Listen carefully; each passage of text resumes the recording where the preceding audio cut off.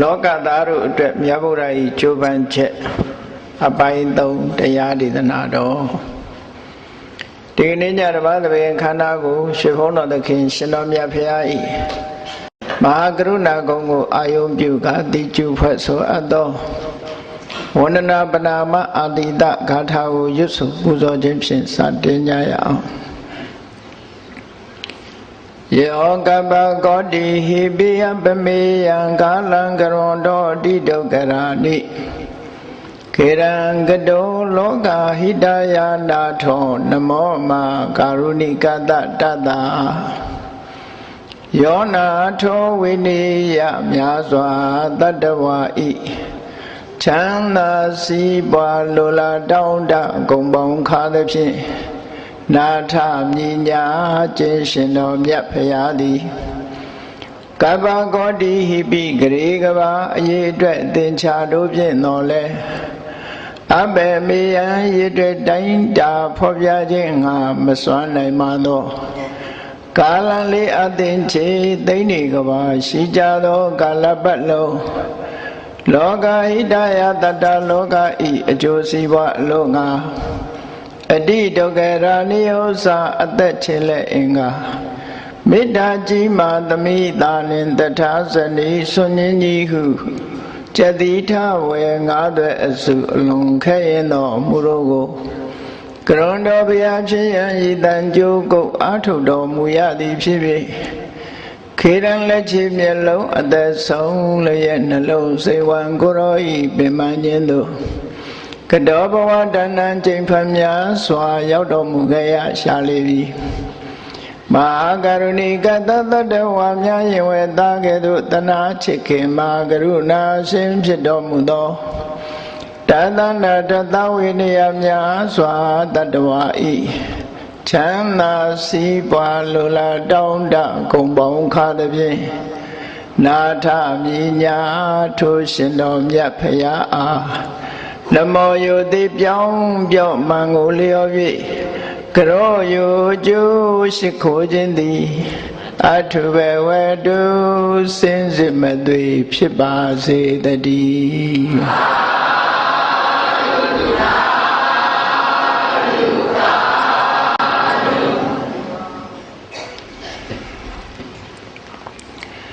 လောကသားတို့အတွက်မြတ်ဗုဒ္ဓ၏ချိုးပမ်းချက်အပိုင်း3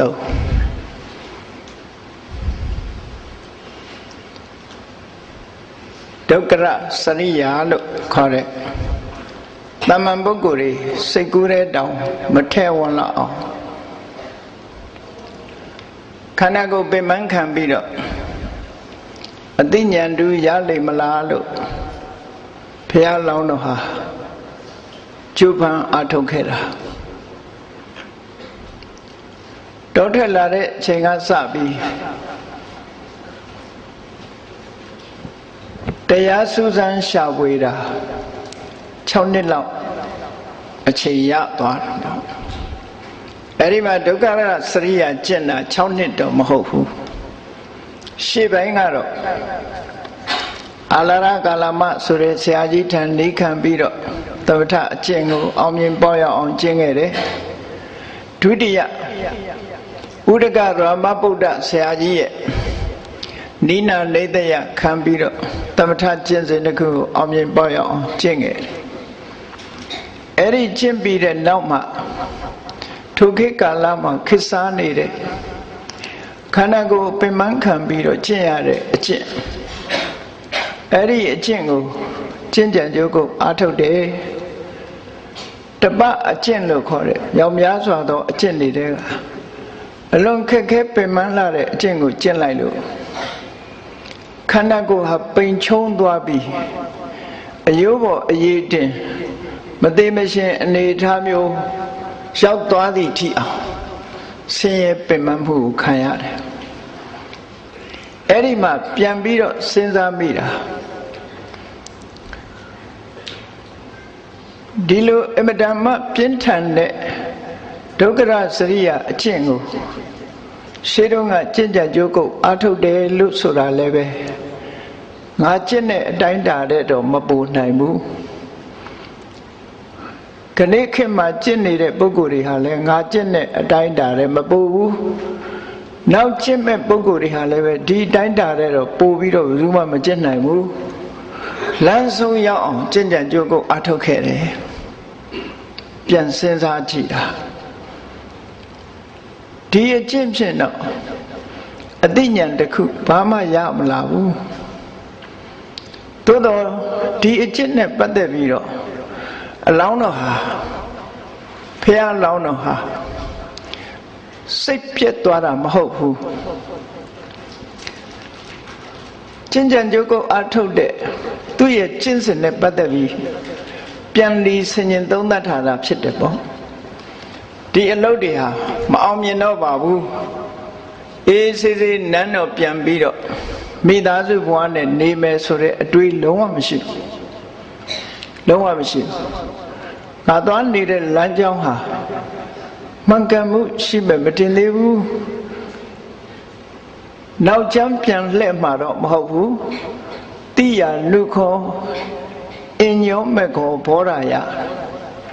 အတိညာရဖို့အတွက်ဒီလမ်းကတော့မဟုတ်ဘူးတခြားလမ်းရှိနိုင်သေးတယ်လို့စိတ်ထဲမှာကြံတွေးတာနော်အဲ့ဒါအင်မတန်မှအတူယူစရာကောင်းတဲ့အချက်တစ်ခုပဲလောကလူတွေဟာတစုံတစ်ခုလုံးလို့အောင်မြင်မှုမရတော့ဘူးဆိုပြီးစိတ်ပြက်ပြီးနောက်ဆုတ်သွားကြတဲ့လူကများတယ်လေကိုယ့်ရဲ့ရည်ရွယ်ချက်မအောင်မြင်လို့ရှိရင်ပြန်လီဆင်ញင်သုံးသပ်မှုကိုမလုပ်ဖဲနဲ့မဖြစ်ပါဘူးဆိုပြီးတော့လှုပ်လှဆအလုပ်တွေဆက်မလုပ်တော့ပဲရည်ရွယ်ချက်ကိုဆက်ပြီးတော့အကောင့်ထဲမဖော်တော့ပဲနဲ့နောက်ကျောင်းပြန်လှည့်သွားတာတွေပဲများတယ်ဖះလောင်းတော်ကတော့နောက်ကျောင်းပြန်လှည့်ဖို့လုံးဝမစင်စားဘူးဘလောက်ပဲဆင်းရဲကျင့်ကြံကြိုးကုပ်အားထုတ်လာတဲ့ဖြစ်ကျင့်ကြံကြိုးကုပ်အားထုတ်လာလို့ခံစားရတဲ့ဆင်းရဲဒုက္ခဟာသူ့စိတ်ကိုလွှမ်းမိုးမသွားနိုင်ပါဘူးစိတ်ကသာဒုက္ခကိုလွှမ်းမိုးထားတယ်အင်တမခိုင်မာတဲ့စိတ်ဓာတ်လို့ဒီလိုပြောခုခေတ်လိုပြောရဲဆိုရင်သိခေါင်းမာတယ်ပေါ့နော်နောက်ပြန်လှည့်ဖို့မစင်စားဘူးခေါင်းမာတယ်သူစဉ်းစားတာဘာလဲလို့ဆိုရင်တိယနုခောအညောမဲ့ခောဘောရာယဒီလမ်းကတော့လမ်းဆုံးနေပြီငါလောက်ဒီတဲ့ပို့ပြီးတော့ပြင်းပြင်းထန်ထန်ကျင့်နိုင်မဲ့အခြေအနေမျိုးဟာမရှိနိုင်ဘူးသူဟာအမြင့်ဆုံးအဆင့်ရောက်နေပြီအဲ့ဒီတော့အသိဉာဏ်တစ်ခုရဖို့ရအတွက်တခြားနိလန်ရှိနိုင်တယ်လို့စဉ်းစားတဲ့အခါမှာခေါင်းထဲမှာဘာပေါ်လာတော့ဆိုငယ်စဉ်တုန်းကထွက်လေဝင်လေလေးကိုမှတ်ပြီးတော့တမာတိစွမ်းအားတွေတက်လာပြီးစိတ်နှလုံးအေးချမ်းမှုလေးကိုခံစားခဲ့ရတာလေသွားတတိယအဲ့ဒါလို့တတိယတဲ့အခါကျတော့အေးသေးဝမေခောဘောဓာယအဲ့ဒီလမ်းကြောင်းကသာလျှင်အသိဉာဏ်ရမယ်လမ်းကြောင်းဖြစ်နိုင်တယ်ဖြစ်ရမယ်လို့ဆိုပြီးတော့လမ်းကြောင်းပြောင်းတော့မယ်ကျင့်တာကိုလက်လျှော့တာမဟုတ်ဘူးအသိဉာဏ်ရဖို့လုပ်ငန်းစဉ်ကိုလက်လျှော့လိုက်တာမဟုတ်ဘူးဒီလမ်းကြောင်းမှန်ကန်တဲ့လမ်းကြောင်းဖြစ်နိုင်တယ်အဲ့ဒီလမ်းကပြောင်းပြီးတော့ရှေ့ဆက်ရှောက်မယ်လို့အဲ့ဒါလို့စဉ်းစားလိုက်တဲ့အခါမှာခန္ဓာကိုယ်ကကျမ်းမာရေးအနေထားအင်တန်မှချို့ယွင်းပြီးပိန်ချုံပြီးအားမရှိတဲ့အနေထားမျိုးရောက်သွားသည့်အတွက်ကြောင့်ခန္ဓာကိုယ်အင်အားတွေပြန်ပြီးတော့စူးစီးဖို့လိုအပ်လာတယ်ဒါကြောင့်မို့အစာအာဟာရကိုနည်းနည်းတိုးပြီးတော့စားမှဖြစ်တော့မယ်လို့ဒီလမ်းကြောင်းကရှောက်မယ်ဆိုရင်အစာအာဟာရလိုအပ်တယ်ဆိုပြီးတော့အစာအာဟာရဆွမ်းခံပြီးတော့ဘုရားလောင်းဟာစတင်ပြီးတော့ဖုံးပေးလာတယ်အဲ့ဒါလို့ဖုံးပေးတဲ့အခါကျတော့အနိဗ္ဗာန်မှာစောင့်ကြည့်ပြီးဝေယဝိဇ္ဇပြုနေကြတဲ့ကွန်းတညအမှုရှိတဲ့ပစ္စဝေခိတွေကစိတ်ထဲမှာအလိုမကျအောင်ပြင်းပြင်းထန်ထန်ကျင့်နှုံးကမှ ထူးခြားတဲ့အသိဉာဏ်တူကိုမရတာအခုတော့လက်လျှော့သွားပြီအစာပြန်စားနေပြန်ပြီအစာပြန်စားပြီးတော့ကမ္မထအလုံးကထွက်ခွာသွားပြီလို့အထွင်လွဲသွားတဲ့အခါမှာသူတို့ဟာစိတ်ပြက်သွားကြတယ်မျောလင်းချက်အာကိုတကြီးနဲ့ဘုရားအလောင်းအနီးမှာနေကြကြတော့လဲနောက်ဆုံးမှာပင်ပင်ပန်းပန်းကျင့်တဲ့အကျင့်လမ်းဆုံးလို့အသိဉာဏ်မရတဲ့အခါမှာဘုရားအလောင်းကလမ်းစဉ်ပြောင်းလိုက်တဲ့အချိန်မှာပင်စဝဂီတွေကစိတ်ပြက်ပြီးတော့အနာနာမှာမနေတော့ဘူးဥရဝေလာတောကနေပြီးတော့18ယူဇနာကွာဝေးတဲ့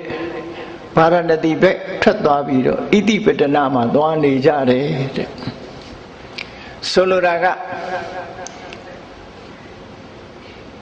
ဖះနောက်ကနေလိုက်ပြီးတော့တရားဥနာမယ်ဆိုတဲ့မျှော်လင့်ချက်နဲ့ဖះလောင်နောက်ကလိုက်ပြီးတရားဥနာမယ်ဆိုတဲ့မျှော်လင့်ချက်နဲ့နောက်ကနေလိုက်လာကြတဲ့ပိဿဝဂီတွေဟာသူတို့မျှော်လင့်ချက်နဲ့မျှော်လင့်ချက်ကုံဆုံးသွားသည့်အတွက်ကြောင့်ဘုရားအလောင်းတော်နာမှာမနေကြပဲနဲ့စွန့်ခွာသွားကြတယ်လို့ဆိုတဲ့အဓိပ္ပာယ်အဲ့ဒီအချိန်မှာအလောင်းတော်လေးဟာကာယဝိဝေကလို့ခေါ်တယ်အဖော်ဘယ်သူမှမရှိဘူးသိကောင်းတယ်အဖော်မရှိဘူးဆိုရင်မျက်စိထဲမှာလည်းဘယ်သူမှမမြင်ဘူးဘယ်သူစကားပြောတာမှလည်းမကြားရဘူးကိုတူးတယ်ဆိုတဲ့အတိဟာပို့ပြီးတော့စိတ်တည်ငြိမ်မှုကိုဖြစ်စေတယ်ကာယဝိဝေကလို့ခေါ်တယ်အဖော်မဲ့နေထိုင်ခြင်းသည်စိတ်တဝိဝေကလို့ဆိုတယ်စိတ်ရဲ့လွတ်လပ်မှုကိုဖြစ်ပေါ်စေတယ်ဟုတ်တယ်ခုခေတ်မှာလည်းတယောက်တည်းနေလို့ရှိရင်စိတ်ရဲ့လွတ်လပ်မှုရတာတော့မှန်တာပဲပေါ့သို့တော့ကောင်းတဲ့ကိစ္စမှာလွတ်လပ်မှုရရင်တော့ကောင်းတယ်အဖော်မရှိလို့တယောက်တည်းနေတဲ့အခါမှာတာမန်ပုထုဇဉ်ပုဂ္ဂိုလ်ရဲ့စိတ်ကတော့ကိုတယောက်တည်းဖြစ်ပြီဆိုလို့ရှိရင်စိတ်ကလွတ်သွားတယ်လွတ်သွားတဲ့အခါကောင်းတဲ့အလုပ်လုပ်ရမယ့်အစားမကောင်းတဲ့အလုပ်လုပ်မိတတ်သေးတယ်ပေါ့ဒါလေးကိုသတိထားဖို့လိုအပ်တာမဟုတ်အဖော်မဲ့လို့တယောက်တည်းဆိုတဲ့အချိန်လေးဒီအတိလေးဝင်လာတဲ့အခါမှာအကျိုးရှိတဲ့အလုပ်ဘာလုပ်ရမလဲလို့စဉ်းစားတဲ့နဲ့ပေါ့အဲ့ဒါလို့စဉ်းမစင်ញင်ပဲနဲ့ငါတယောက်တည်းပဲဘယ်သူမှမမြင်ဘူးငါလှုပ်ချင်အောင်လှုပ်တော့မယ်ဆိုရင်မကောင်းတဲ့အလုပ်ဖြစ်သွားတော့မှာပဲအေးကာယဝိဝေကဆိုတဲ့အဖော်ကင်းခွာပြီးတော့နေတဲ့အချိန်မှာစိတ်တဝိဝေကလို့ဆိုတယ်စိတ်ထဲမှာမမှန်ကန်တဲ့ကာမဂုဏ်အာယုန်တွေနဲ့အတွေးတွေမတွေးပဲနဲ့ဓမ္မအတွေးနဲ့နေနိုင်အောင်ကြိုးစားကြရမှာဒါကြောင့်မို့ကာယဝိဝေကဖြစ်လာတဲ့အခါမှာဘုရားအလောင်းတော်လေးဟာစိတ်တဝိဝေကပိုရလာတယ်ပိုရလာသည့်အတွက်ကြောင့်ခန္ဓာကိုယ်အင်အားဖြစ်တင်းပြီးတော့တရားဓမ္မတွေဆက်လက်ပြီးတော့နှလုံးသွင်းနဲ့ကျင့်ကြံကြိုးကိုအထုတ်တယ်တရားရှာတဲ့ဟာလည်းပဲအင်တန်ကြာညောင်းလာပြီ9နှစ်ကျော်လို့6နှစ်ထဲရောက်လာတဲ့အချိန်မှာသူ့ရဲ့လမ်းကြောင်းကိုပြောင်းပြီးတော့ကျင့်တော့အတော်အသင့်အင်အားလေးဖြစ်ထွန်းလာတဲ့အချိန်မှာသမထကျင့်စဉ်ကိုကျင့်လိုက်တယ်။ဘာနဲ့ကျင့်တာတော့ငယ်ငယ်တုန်းကနှလုံးသွင်းခဲ့တဲ့အာနာပါနတတိဘာဝနာဆိုတဲ့အကျင့်ကိုကျင့်တယ်။ထွက်လေဝင်လေကိုမှတ်ပြီးတော့စိတ်တွေကိုစူးစီးတယ်။သမာဓိစွမ်းအားတွေရလာအောင်ကြိုးစားအထောက်တယ်တတိစွမ်းအားသမာဓိစွမ်းအားတွေတက်လာတာနဲ့တပြိုင်နက်ပထမအဆင့်ဆိုတဲ့ဇံကိုရတယ်ပထမဇံရတဲ့အခါမှာအရင်တုန်းကတာမန်ပုဂ္ဂိုလ်တွေမသိဘူးတဲ့မခံစားဘူးတဲ့ပုရုဇဉ်ပုဂ္ဂိုလ်တွေနဲ့အလှမ်းကွာဝေးနေတဲ့ဝိဝေကသပိတိဒုက္ခလို့ခန္ဓာကိုယ်လွတ်လပ်တယ်လို့စိတ်ဓာတ်ကလွတ်လပ်ခြင်းကြောင့်ဖြစ်ပေါ်လာတဲ့ပိဋိဒုက္ခလို့ဆိုတဲ့နှစ်ချိုက်မှုချမ်းသာမှုဆိုတဲ့အရာကိုခံစားလာရတယ် သောအဲ့ဒီဇန်ချမ်းသာကိုခံစားရလို့ဇန်ချမ်းသာရဲ့လွှမ်းမိုးချုပ်ကိုင်ခြင်းဆိုတာမဖြစ်ဘူး။များသောအားဖြင့်ပုရုဇဉ်ပုဂ္ဂိုလ်တွေဟာချမ်းသာတစ်ခုရလာပြီဆိုရင်အဲ့ဒီချမ်းသာရဲ့လွှမ်းမိုးမှုကိုခံလိုက်ကြရတယ်။ခံလိုက်ရသည့်အတွက်ကြောင့်ချမ်းသာကိုတွေ့တာမှုဆိုတာတဏှာဝင်လာတတ်တယ်။ဘုရားလောင်းကတော့ဟောဒီဇန်ချမ်းသာကလည်းဘုရားလောင်းရဲ့စိတ်ဓာတ်ကိုကုသိုလ်စိတ်ဓာတ်တွေကိုကုန်ခန်းသွားအောင်မလုပ်နိုင်ဘူး။ကုန်ခန်းသွားတယ်ဆိုတာအေးငါတမာရီတွေသိကောင်းတာပဲဒီလိုချမ်းသာမျိုးငါတစ်ခါမှမခံစားဘူးကောင်းလိုက်တာဒီချမ်းသာမျိုးငါခံစားနိုင်အောင်ကြိုးစားမယ်ကြံတဲ့လူတွေဒီချမ်းသာမခံစားရဘူးလို့ဆိုတဲ့အတွေးတွေဝင်လာပြီဆိုရင်လောဘတွေမာနတွေတက်လာတာဒါစိတ်ကိုလွှမ်းမိုးခံရရတယ်လို့ဒီလိုဆိုလိုတာပဲအေးတာမန်တရားစခန်းလေးဝင်လို့တမာရီကောင်းလာရင်တောင်းပါပဲငါလိုတမာရီကောင်းတဲ့လူတခြားပုဂ္ဂိုလ်တွေငါလောက်တမာရီမကောင်းကြဘူးငါလောက်မထိုင်နိုင်ကြဘူးလို့ဆိုပြီးတော့ငါဟာဟုတ်လာပြီတရားဥတရားမြတ်ရလာပြီဆိုတဲ့အတွေးတွေဝင်လာတတ်တယ်ပေါ့အဲ့ဒါဟာစိတ်ကိုလွှမ်းမိုးခံရခြင်းတစ်ခုပဲပေါ့ဘုရားလောင်းလေးမှာအဲ့ဒီလိုတောင်လွှမ်းမိုးမခံရဘူးဒုက္ခဝေဒနာလို့ဆိုတဲ့ချမ်းသာကိုဒါချမ်းသာတယ်လို့သိတဲ့အဆင့်ပဲရှိတယ်ဒီချမ်းသာပေါ်မှာမမောတယ်တွေ့တာတယ်ချမ်းသာကိုအကြောင်းပြုပြီးတော့မာနတက်တယ်ဆိုတာဖြစ်မလားရှေ့ဆက်ပြီးတော့တမာတိစွမ်းအားကိုမြှင့်လိုက်တဲ့အခါတမာတိစပိဋိဒုက္ခတဲ့တမာတိဖြစ်ခြင်းကြောင့်ရလာတဲ့ပိဋိဒုက္ခတိုးမြင့်ခံစားရပြန်တယ်အဲ့ဒီချမ်းသာကလည်းဘုရားလောင်းရဲ့စိတ်ဓာတ်ကိုလွှမ်းမိုးပြီးတော့မသွားနိုင်ဘူးတဲ့အဲ့ဒီကနေပြီးတော့ဆက်ပြီးတော့တမာတိစွမ်းအားကိုမြှင့်လိုက်တဲ့အခါကျတော့နေပိဋိကဒုက္ခတဲ့ပိဋိမပါတဲ့ချမ်းသာပိဋိကင်းမဲ့တဲ့ချမ်းသာမျိုးကိုခံစားရပြန်တယ်ပိဋိမပါသည့်အတွက်ကြောင့်ချမ်းသာဒုက္ခဟာတည်ငြိမ်တဲ့ချမ်းသာဒုက္ခမျိုးဖြစ်လာအဲ့ဒီချမ်းသာဒုက္ခခံစားရတဲ့အခါမှာလည်းပဲချမ်းသာဒုက္ခကသူ့ရဲ့စိတ်ဓာတ်ကိုလွှမ်းမိုးမသွားဘူးတဲ့ဒါနဲ့ရှေ့ဆက်ပြီးတော့ကျင့်တယ်လွှမ်းမိုးခံရတယ်ဆိုရင်ဒီချမ်းသာလေးပေါ်မှာပဲတွေ့တာနေမှာပေါ့အဲ့ဒီလိုတွေ့တာသွားပြီဆိုရင်ဒုက္ခကလူကိုလွှမ်းမိုးတယ်လို့ခေါ်တယ်ဖះလောင်းကိုတော့မလွှမ်းမိုးနိုင်ဘူးမလွှမ်းမိုးနိုင်တဲ့အတွက်ကြောင့်ဒီဒုက္ခကိုစွန့်ပယ်ပြီးတော့ရှေ့ဆက်သွားတယ်နောက်ဆုံးဥပိ္ပခဒုက္ခလို့ခေါ်တယ်တမာတိစွမ်းအားတွေမြင့်မားလာသည့်အတွက်ကြောင့်အနောက်ရှေ့ကင်းတဲ့ဒီငြိမ်သက်အေးချမ်းတဲ့ဥပိ္ပခဒုက္ခဆိုတာခံစားရပြန်တယ်ပေါ့အဲ့ဒါစတုထဇန်ချမ်းသာကိုခံစားရခြင်းပဲဖြစ်တယ်ဒီချမ်းသာကလည်းဘုရားလောင်းရဲ့စိတ်ဓာတ်ကိုလွှမ်းမိုးချုပ်ကင်နိုင်ခြင်းမရှိဘူးတဲ့ဟောချမ်းသာအစဉ်စဉ်ခံစားရပေမဲ့လို့ဒီချမ်းသာတွေရဲ့လွှမ်းမိုးမှုမခံရဘူးအဲ့ဒါကို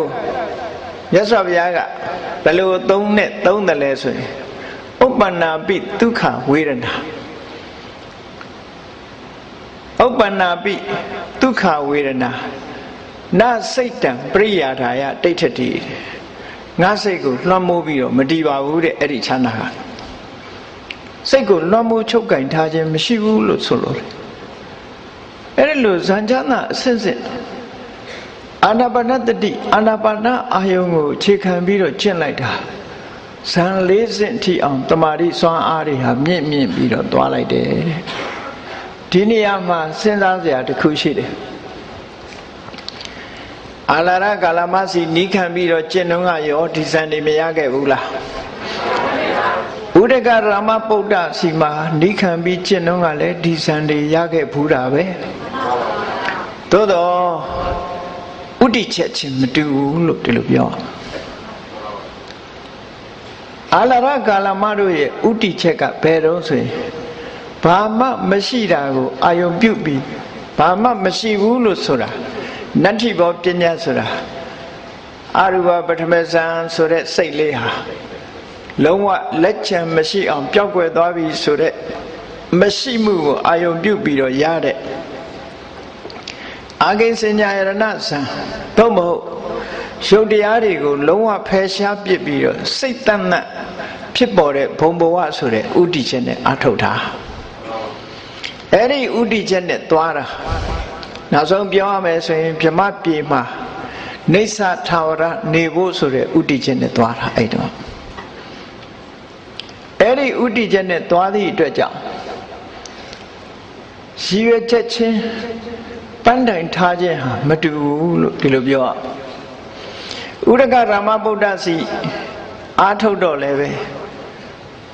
ဘဝက်လို့ဆိုတဲ့ဘုံအားဖြင့်ဘဝက်က31ဘုံရဲ့ထိပ်ဖြားမှာရှိတဲ့နေဝတညာနာတညာရဏဘုံရုပ်မဲ့တဲ့ဘဝနံတတ္တဖြစ်တဲ့ဘဝဒါဟာနေသထာဝရဘုံဘဝကြီးပဲလို့အယူဆနဲ့နေဝတညာနာတညာရဏဘုံကိုဥတည်ပြီးတော့ကျင့်တဲ့အကျင့်တန်တရားထဲမှာဥတည်ပြီးတော့ကျင့်တဲ့အကျင့်တွေဖြစ်လို့ရည်ရွယ်ချက်ပန်းနိုင်ထားပုံချင်းမတူဘူးလို့အာနာပါနတတိကိုအခြေခံပြီးတော့ရလာတဲ့ပထမဇန်ဒုတိယဇန်တတိယဇန်ဆိုတာတဘာဝစွမ်းအားတွေကိုမိမောင်းထိုးပြနိုင်တဲ့တမာတိကိုအခြေခံလိုက်တာအခြေခံလိုက်ပြီးတော့ဒီတမာတိစွမ်းအားတွေနဲ့အလောင်းတော်လေးဟာစတုထဇန်လို့ဆိုတဲ့တမာတိအရှိန်မြင့်လိုက်တဲ့အခါအဲ့ဒီတမာတိရဲ့အကျိုးကျေးဇူးလို့ရက်လက်လို့ခေါ်ရတဲ့အဘိညာဉ်ဆိုတာကိုရလာဒါမို့တမာတိဘာဝနာရဲ့ရက်လက်ဟာဘာလဲလို့ဆိုရင်အဘိညာဉ်ပဲသူကထူးခြားတဲ့အသိဉာဏ်တစ်မျိုးရလာတမာတိစွမ်းအားနဲ့မိမိဘဝနောက်ကျောင်းကိုပြန်ကြည့်နိုင်တဲ့ပုဗ္ဗေနိဝါဒနုတ္တိအဘိညာဉ်ဆိုတာကိုရလာတယ်အတိတ်ဘဝတွေကိုသိနိုင်တဲ့အနေအထားမျိုးတစ်ခုဖြစ်လာတယ်နောက်ဆုံးမှာဒီဘုရားလောင်းတော်လေးတရားကျင့်တဲ့အခါစတုထဇန်အကျဉ်းကြီးရလို့အဘိညာဉ်တွေရလာတဲ့အခါမှာပုဗ္ဗေနိဝါဒနုတ္တိလို့ခေါ်တယ်အတိတ်ဘဝကိုပြန်သိနိုင်တဲ့အဘိညာဉ်ကိုရသွားတယ်အဲ့ဒီကနေတိုးမြင့်ပြီးတော့ကျင့်လိုက်တဲ့အခါကျတော့ဒိဗ္ဗစက္ခုအဘိညာဉ်နဲ့တရားတွေအမတန်ဝေးလံတဲ့အရာမရှိတဲ့တရားတွေဘဝတစ်ခုစွန့်လွတ်နေတဲ့တရားတွေဘဝတစ်ခုကိုရယူနေတဲ့တရားတွေကံအားလျော်စွာဘုံဘဝတွေမှာတဘဝကနေတဘဝတည်လိုက်ကြမွေးလိုက်ကြဆိုတဲ့တရားတွေအလုံးကိုတမာတိစွမ်းအားနဲ့ခြုံပြီးတော့ကြည့်နိုင်တဲ့ဒိဗ္ဗစက္ခုအဘိညာဉ်ဆိုတာရလာဗျာပေါ့အဲ့ဒါလို့ပုဗ္ဗေနိဝါဒနုတ္တိအဘိညာဉ်ဒိဗ္ဗစက္ခုအဘိညာဉ်ဒါဖြင့်ဒီအဘိညာဉ်တွေတင်ရတယ်လို့တော့မအောင်မိတ်လိမ့်နဲ့ဖျားအလောင်းတော်ဟာတမာတိစွမ်းအားနဲ့တခြားအဘိညာဉ်တွေလည်းရတယ်လို့ပဲဒီလိုမှတ်သားကြရမှာအဲ့ဒီကနေပြီးနောက်ဆုံးအဆင့်ရောက်တဲ့အခါကျတော့တမာတိကိုအခြေခံပြီးတော့သဘာဝတရားတွေကိုဥလဲ့တယ်သဘာဝတရားတွေကိုဥလဲ့တယ်ဆိုတာတမာတိရဲ့တမာတိနဲ့ရှင်တွဲပြီးတော့ဖြစ်တဲ့နံတရားတွေရဲ့အဲ့ဒီဘက်ကိုဥလဲ့ပြီးတော့ဆင်ញင်သုံးသပ်ကြည့်လိုက်တဲ့အခါတမာတိဆိုတဲ့တရားကလည်းဖြစ်ပြီးရင်ပြတ်သွားတာပဲတမာတိနဲ့ရှင်တွဲပြီးတော့ဖြစ်ပေါ်လာတဲ့နံတရားအလုံးတွေဟာလည်းဖြစ်ပြီးရင်ပြတ်သွားတာပဲအဲ့ဒီတရားတွေကိုငါလို့ခေါ်စရာလည်းမရှိဘူးငါဟာလို့ပြောစရာလည်းမရှိဘူးအာနာပါနအာယုံကိုအကြောင်းပြုပြီးတော့ဖြစ်ပေါ်လာတဲ့နံတရားတသက်မြတာဖြစ်တယ်လို့ဒီအတိလေးရလာတယ်အဲ့ဒီနံတရားတသက်မြတာဖြစ်တယ်ဒီအတိတွေဟာ စိတ်ရဲ့တရားအခြေခံရုပ်ကိုအမိပြုပြီးတော့ဖြစ်လာကြတာလို့ဟောအခြေခံရုပ်ကိုလည်းတွေ့ရှိတယ်ဖြစ်ပေါ်လာတဲ့နံတရားတွေကိုလည်းဆင်ញင်သုံးသပ်လာနိုင်တယ်ဆင်ញင်သုံးသပ်လာနိုင်တဲ့အခါရုပ်နဲ့နံတရားဆိုတာမရှိဘူးငါဆိုတာမရှိဘူးငါဟာဆိုတာမရှိဘူးဇီဝဆိုတာမရှိဘူးခိုင်မြဲတယ်ဆိုတာတခုမှမရှိဘူးလို့ဟောဒီဝိပဿနာဉာဏ်အခြေခံရောက်လာဝင်လာတယ်အဲ့ဒီကနေဆက်ပြီးတော့ဒီတမာရီစွမ်းအားတွေဘာကြောင့်ဖြစ်တယ်တမာရီနဲ့ရှင်တွဲလာတဲ့နံတရားတွေဟာဘာကြောင့်ဖြစ်ရတယ်လဲဆိုတဲ့ဆံရအကြောင်းတရားတွေကိုပါတွဲဖက်ပြီးသိလာတဲ့ပစ္စယပရိက္ခဉာဏ်ဆိုတာလေရလာတယ်ဒီဉာဏ်တစ်ခုရလာပြီးတဲ့အခါမှာဒီသဘာဝတရားတွေရဲ့တာမင်ညလက္ခဏာလို့ခေါ်တယ်မမြဲတဲ့သဘောမမြဲခြင်းကြောင့်စိတ်ပြည့်စရာကောင်းတဲ့ဒုက္ခသဘောစိတ်ပြည့်စရာကောင်းနေတဲ့အရာတစ်ခုကြီးဟာကိုယ်ဆန္ဒအတိုင်းဘာတစ်ခုမှမဖြစ်နိုင်ဘူးလို့ဆိုတဲ့အနတ္တသဘောဒီသဘောတွေနဲ့သုံးသပ်ရှုမြင်လာတဲ့အခါမှာဝိပဿနာဉာဏ်အစဉ်စဉ်တက်သွားတယ်တက်သွားပြီးတော့နောက်ဆုံးမှာအာတဝခယလို့ခေါ်တဲ့ကာမတဝဘဝတဝဒိဋ္ဌာတဝအဝိဇ္ဇာတဝလို့တရားတွေရဲ့တဏ္ဍာမှာနှစ်ပေါင်းရှိကြစွာစိန်ရီများလို့ပဲတဏှာကနေပြီးတော့နှစ်ပေါင်းရှိကြစွာဖြစ်ပြီးတရားတွေမိတ်လျော့နေအောင်ရည်မူးနေအောင်ဖန်တီးထားတဲ့တရားတွေရဲ့တဏ္ဍာမှာမပြတ်စည်းဝင်တတ်တဲ့ဒီတရားစိုးတွေဖယ်ရှားပြစ်နိုင်နောက်ဆုံးမှလုံးဝရှင်းပြနိုင်တဲ့အာတဝခယဉာဏ်လို့ဆိုတာကိုရရှိသွားတယ်ရတဲ့အခါမှာပထမသောတပတ္တိမေကိုရတယ်ပြီးတော့မှသောတပတ္တိဖို့သဂရဂါမိမေသဂရဂါမိဖို့အနာဂါမိမေအနာဂါမိဖို့အရတ္တမေအရတ္တဖို့ဆိုတာရသွားတယ်အစဉ်တိုင်းရတာကြော်ပြီးတော့ရတာမဟုတ်ဘူးမြတ်စွာဘုရားသခင်ကိုရောမြတ်ဒီအလောင်းတော်ဟာသောတပန်သဂရဂံအနာဂံဖြစ်ပြီးတော့မှအာတဝခယဉာဏ်လို့ဆိုတဲ့ဒီအရတ္တမေအရတ္တဖို့ရတာတဲ့စတုမေကပฏิပန္တိယမလေးပါအစဉ်တိုင်းဖြစ်တယ်အဲ့ဒါကိုတချို့ကထင်မှတ်တယ်ဘုရားဟာသောတပန်မဖြစ်ဘူးသဂရဂံမဖြစ်ဘူးအနာဂံမဖြစ်ဘဲနဲ့ဘုရားတန်းဖြစ်တယ်လို့ဒီလိုထင်တယ်မဟုတ်ဘူးမလေးပါဆိုတာကြော်သွားလို့မရဘူးเนาะစင်စက်မပြတ်တမာရီစွမ်းအားဉာဏ်စွမ်းအားတွေနဲ့သောတပတ္တိမေသောတပတ္တိဖို့ဖြစ်ပြီးတဲ့နောက်မှာဝိပဿနာစွမ်းအားမြင့်လို့သဂရဂါမိမြတ်သဂရဂါမိဖို့ဖြစ်တယ်ဝိပဿနာစွမ်းအားထပ်မြင့်တဲ့အခါမှာအနာဂါမိမေအနာဂါမိဖို့ဖြစ်တယ်ဝိပဿနာစွမ်းအားကိုအမြင့်ဆုံးထိအောင်တင်လိုက်တဲ့အခါမှာအရတ္တမေအရတ္တဖို့ဆိုတာအာတဝခယဉာဏ်ကိုရအဲ့ဒီအချိန်မှာပါရမီဖြည့်စဉ်ကာလကစပြီးတော့နောက်ဆုံးမျှော်လင့်ထားတဲ့ဗုဒ္ဓသစ္စာလေးပါးကိုငါသိအောင်လုပ်မယ်ဆိုတဲ့ရှိမှန်းချက်ကြီးဟာပြည့်စုံအောင်မြင်ပြီးတော့သွားတယ်ဘုရားဖြစ်သွားတယ်လို့ဒီလိုပြောတာเนาะအဲ့တော့ဘုရားဖြစ်သူရောက်သွားတဲ့အခါမသိဘူးလားဆိုသိတယ်ဘာတွေရတယ်ဆိုတာရှင်းရှင်းလင်းလင်းသိသွားတယ်အလုံးသိကြတဲ့အတိုင်းပဲကဆုံလာပြီနေ့ညအာယုတက်ခဏိအချိန်မှာအာယုတက်တည်နဲ့တပြိုင်နက်ရတ္တမေရတ္တဖို့ကိုရပြီးရတ္တမေရတ္တဖို့ရဲ့အခြားမဲမှာတပ္ပိယုတ္တဉာဏ်ကြီးပါတွဲဖက်ပါလာပြီးသုံးလောကထွတ်ထားဘုရားဖြစ်သူရောက်ရှိတယ်အဲ့တော့ဘုရားဖြစ်ဖို့ဆိုတာပါရမီဖြည့်တုန်းကလည်းပဲအမတန်မှပင်ပင်ပန်းပန်းဖြစ်ရတယ်တရားရှာတဲ့အခါမှာလည်းပဲပင်ပင်ပန်းပန်းရှာဖွေရတယ်ပင်ပင်ပန်းပန်းခက်ကြင်ကြံကြုတ်ကုတ်အထုံးမှာဒီထူးခြားတဲ့အသိဉာဏ်ကြီးတစ်ခုရရှိလာတယ်ဒါကြောင့်မို့ဖျားဖြစ်လာတဲ့အခါမှာ ကိစေနမေအဓိကတံဆိုတဲ့စကားလုံးကိုသုံးတာငါပင်ပင်ပန်းပန်းရှာဖွေပြီးမှရလာတဲ့ဟာလွယ်လွယ်လေးနဲ့ရတာမဟုတ်ဘူးအင်တမကျိုးပန်းအထုတ်လို့ရလာတဲ့အရာဖြစ်တယ်ဟောအဲ့ဒါလို့ဘုရားဖြစ်သူရောက်သွားတဲ့အခါမှာ49ရက်တာရရှိထားတဲ့အရတ္တဖို့ချမ်းသာကိုတဏှာတဏှာမှာ9ရက်စီ9ရက်စီတတ္တဌာန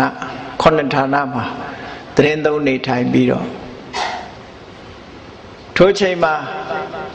ဒီအစာအာဟာရသုံးဆောင်ခြင်းမရှိပဲနဲ့ဘုရားရသော်ဘုရားဟာဒီဖလားသမဘတ်ချမ်းသာကိုခံစားပြီးတော့49ရက်အချိန်ကိုကုန်လွန်စေခဲ့တယ်တဲ့နောက်ဆုံး49ရက်မြောက်ပြီးတော့အစာအာဟာရပြန်ပြီးဖုံးပေးပြီးတဲ့နောက်အစပါလာညောင်းမင်းအောက်မှာထိုင်ရင်ဘာတွေစဉ်းစားမိတော့ဆိုတရားကိုပြန်ပြီးတော့ဆင်ခြင်သုံးသပ်တာအဓိကတောခောမြာယံဓမ္မောငါသိတယ်ငါဟာတရားသူတရားမြတ်ကိုသိတယ်အဲ့ဒီငါသိတဲ့တရားဟာအဓိကတောခောမြာယံဓမ္မောခံပြီးတော့အင်တမနဲ့တယ်ဆိုတာတာမញ្ញံနဲ့လက်လမ်းမမီနိုင်ဘူး